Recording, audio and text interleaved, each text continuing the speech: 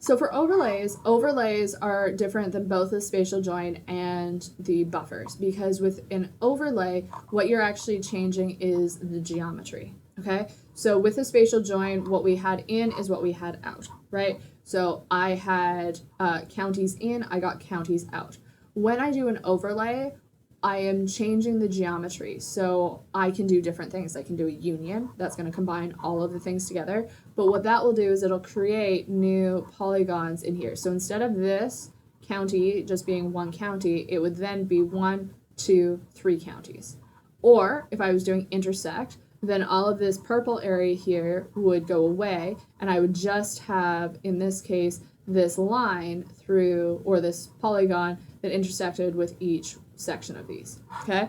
So there's different parts and different ways that you can do this, right? Different types of overlays. That's not our main concern of what types it is. But in this particular case, what we want, right? So what we were trying to figure out is which areas or which counties have wisteria, hurricanes, and fires, right? So we already saw the last time we used wisteria that it doesn't really care about precipitation and temperature. So maybe instead it cares about disasters. Maybe it cares about that.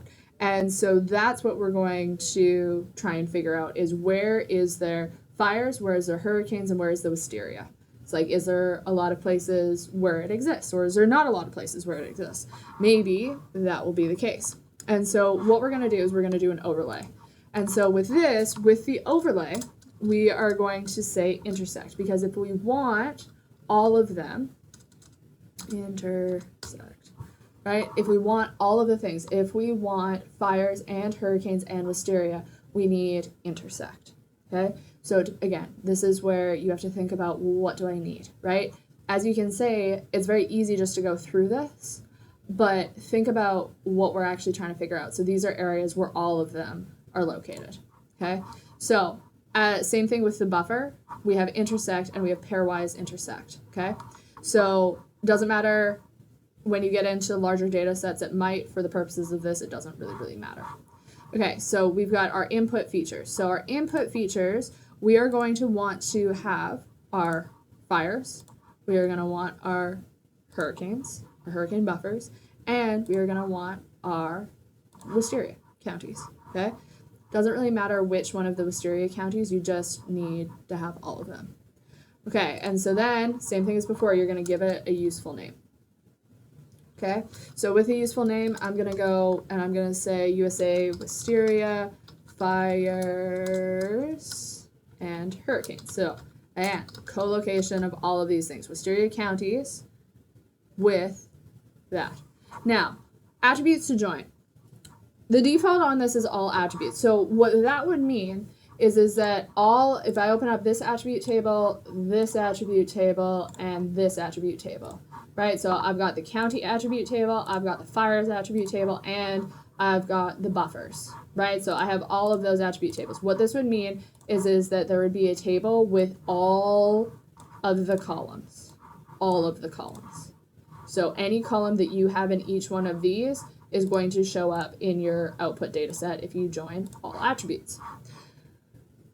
Depends on what you want to do, but in this case, if we are only interested in the amount of area where all of these things coexist, then maybe I don't want that, right? I don't care in this case about how many different hurricanes there are. I don't really care about the length of the hurricanes. I don't really care that this fire had a perimeter of 18.52 and it lasted, or the end of year date and the start, it lasted 5 days, 6 days, right? I don't care about those things.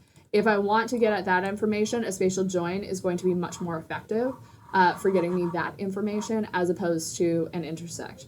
Sometimes you will want that information, sometimes it happens, but in this case, I really don't. And so instead, what I'm gonna do is I'm going to say I only want the feature IDs. So what that is gonna do is it's gonna go through and it's gonna take this FID, right, this unique feature ID for each one of these, and it's gonna use those instead. So I can then attach that back using an attribute join, right? I could get all of that information back using these feature IDs. I could do that if I needed to, but I don't necessarily need to. So I'm just going to use those feature IDs. So, but this is the useful thing about feature IDs is that if you keep the feature IDs, you can always go back and join the things later using those feature IDs. I do this in my own data. I did this recently with using network data to figure out which of the massage businesses that I was looking at, what types they were, right? So I had this information, I had the feature ID, I could join it back later, or which of the military bases it was. I had the military base IDs after the fact, and so then I could go back and join that back. So you can always join this after the fact. You don't have to do it beforehand. So I'm going to run this, and then we're going to take a look. And so it's only going to pull out the things where all of the things intersect. So you'll notice I've got this new wisteria fires. I'm going to turn this bright red in this case. I'm going to turn this bright red. And I'm going to change this because the data is going to be pretty small. I'm going to change this to the same color so they show up better. So you'll notice that if I change these bright red, I don't have all of these. I still have a lot of blue and I still have a lot of purple, right? These areas are not the areas that have all of the things. I must, for Intersect, have all of the things. So it must have a Skittle, a Smarties, and a Kit Kat in its area, right? It has to have a fire, a hurricane buffer, and be one of the wisteria counties. So if I zoom into this, you can see where those are. All right, you can see where those things are, but they don't account for a large part of these hurricane paths, right?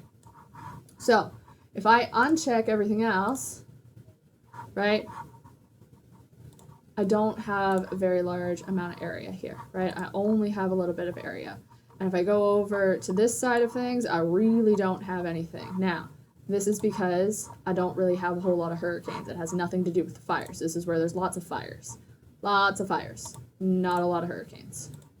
And or no wisteria, right? So I don't have wisteria and fires and hurricanes in this area. So most of these are relegated to the southeast. You'll notice that the Delta has a bunch of them, and also parts of Florida are going to have the majority of this, right? So this is going to give you where you have this nice invasive plant, fires, and hurricanes. Not a lot of the area has all of them, okay? So this might tell you something about, well, maybe wisteria doesn't love fires and hurricanes. Seems like it doesn't mind hurricanes, not gonna lie, but it looks like maybe it's not a huge fan of fire, which would also track out if you consider where it's from, which is Japan.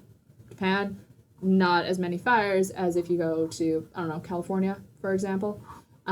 So maybe doesn't love fire so much. So this is what this is going to tell you. Now, to make sure that you get the total area, right? You want that total area, right? So you're going to right click on your USA Wisteria Fires Hurricane. So the entire selection of things, this nice bright red, you're going to add a field. You're going to call this area. You're going to make sure that it's either a float or a double. Doesn't really matter. You're going to choose a double. Click off of that, save it.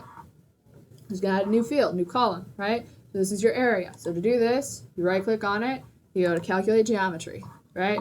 So calculating geometry, we want to calculate, well, see here, you'll notice that you just have geodesic. Now, I made you deal a lot with projections before, so in this particular case, I'm going to give you a little cheat.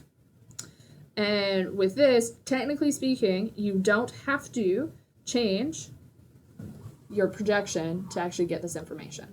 It is easier because if you don't remember what you've done, you could forget, and that's a little bit problematic, right? So if you remember, right, which one is going to be more trustworthy, well, being more trustworthy has to do with what you're trying to get out of it, for example. So in this case, we want that area. We need to make sure that there's a projection first. Now, in this case, you're going to choose which one you want. In this case, I'm going to use an equidistant projection. This has more to do with the buffers than anything else.